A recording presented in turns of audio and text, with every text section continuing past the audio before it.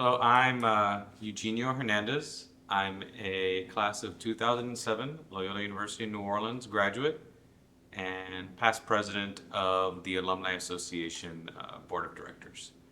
Um, so, as a 2007 graduate of the university, that means I started at Loyola in 2003. So, I was asked to give my Hurricane Katrina story because in 2005 I was a junior, starting junior year, and I was actually an orientation leader. I believe they're called crew leaders now. Um, so the story starts a little bit before orientation. It was actually right before school starts. A lot of people, especially if you're an upperclassman, start to return to campus.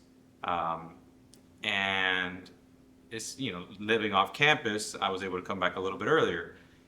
And I believe it was the night before orientation, a big group of us were getting together, just, a bunch of people that hadn't seen each other all summer, to reminisce on our summers. And it's really interesting because just a few days before that, Katrina had actually hit my hometown.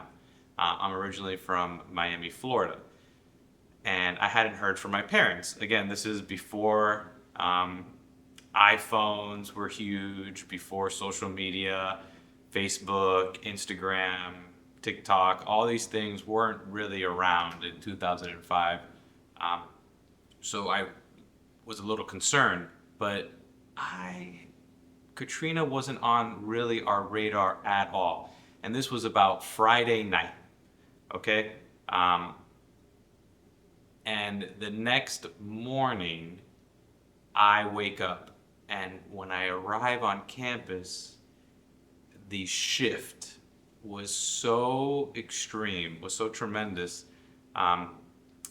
We were basically instructed as orientation leaders to inform families that were pulling up to Loyola with their, freshmen to turn around, to leave town. The storm was coming directly at us. And again, the previous night I was hanging out with a bunch of buddies, a bunch of juniors and sophomores and seniors, and we had no idea. So I'm instructing people to get out of town, to leave, because the hurricane is coming towards us.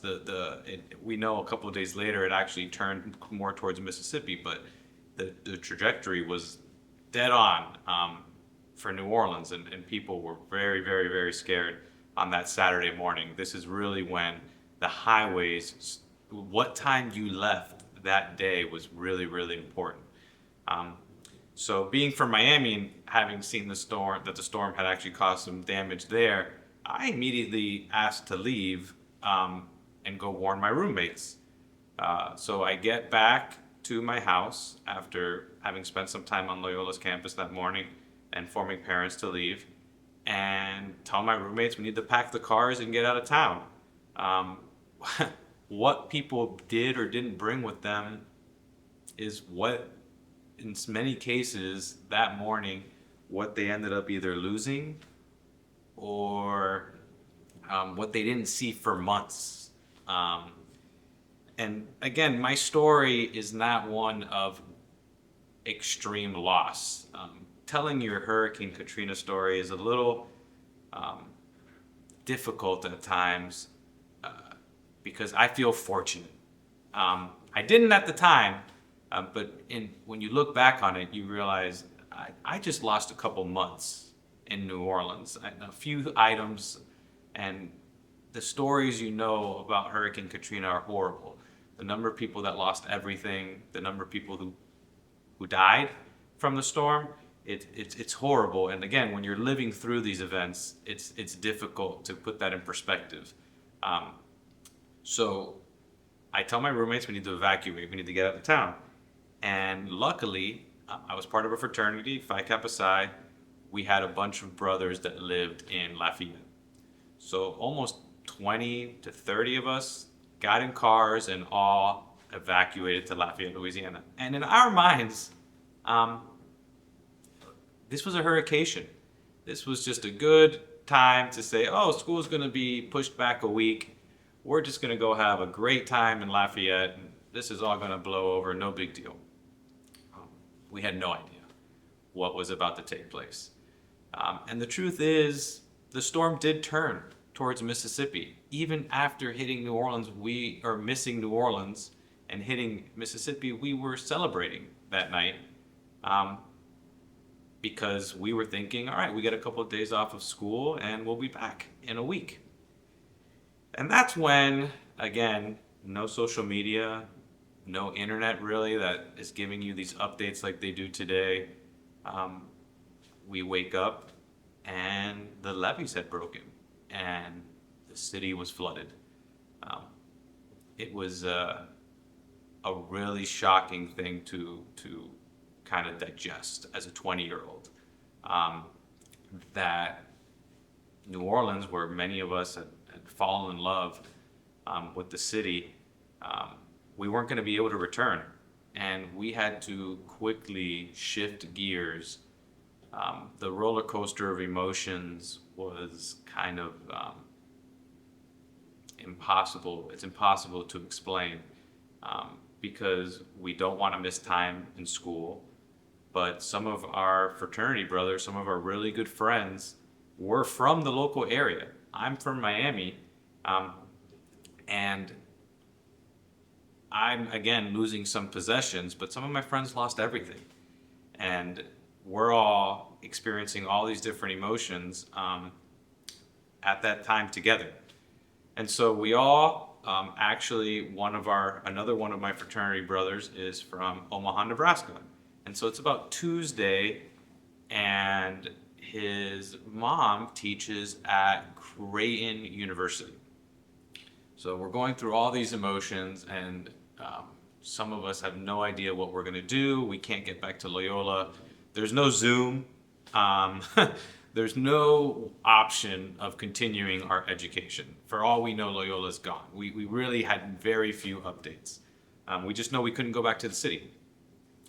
So our fraternity brother's mom, who was at Creighton, who was a professor there, got us enrolled. This is before the country actually opened up to students from everywhere. So I like to call this my study abroad semester because the people in Omaha were amazing. But Nebraska is very different. Omaha, Nebraska is very different from New Orleans and from my upbringing in Miami, Florida. It was a cultural experience going to Nebraska, going to the Midwest. Those months in Nebraska, and it was a big group of us that went, were pretty surreal. It's kind of the roller coaster of emotions, not only what I was going through, but some of my friends and brothers that were there with me in Omaha. Again, the people of Omaha we owe them a debt forever for putting up with us. The New Orleans group that went up there, all the assistance, the generosity, the free meals, it was, at the time, I don't think we could fully appreciate what they were doing. So we spent a couple months there, and I'll never forget, it was about December, and we were so excited to be coming back to New Orleans. We knew, our time in Omaha was wrapping up. We were going to be coming back to New Orleans, and it started to get really cold. Again, being from Miami and going to school in New Orleans, I had never experienced living in snow, but now we're talking wind chill with negative degrees. I called my parents and told them, this was again, what I call my study abroad semester, something I had never experienced before. So come January, this to me is what I call the magical time. And it sounds horrible to talk about this and reflect on it in such a positive way when we're talking about such a tragic event. But it really was. New Orleans is such a unique city where people can find any reason to celebrate. Um, and did we ever? That January and February and March of 2006. We're talking anything that reopened: grocery stores, gas station, convenience stores, auto shops, local restaurants, bars, whatever it was a cause for celebration. We were celebrating just this recovery process, and people from all over that had left the city that could not return in September and October and November and December were all coming back to New Orleans in January, all at the same time, with these shared experiences of being basically kicked out of town from this tragic event. So everyone is telling their stories, everyone is coming back together, talking about their several months away. We're trying to figure out how we can get together and help out the community. It was a collective response to this event where everyone knew they were coming back to New Orleans to be part of the recovery process. And it was pretty beautiful. Being at Loyola at that time, the mission of the school, of the Jesuit University, for the greater glory of God, ad majorem Dei gloriam, it was alive in that moment, that spring semester. We were so grateful simply to be back, and be together. And it's many of the reasons why I'm a school teacher now at St. Martin's Episcopal School in Metairie, and I never left. That experience, that shared experience that so many of us had, is something that drew us to the city forever. I ended up meeting my wife. Had I left, I would not have met her. And I've been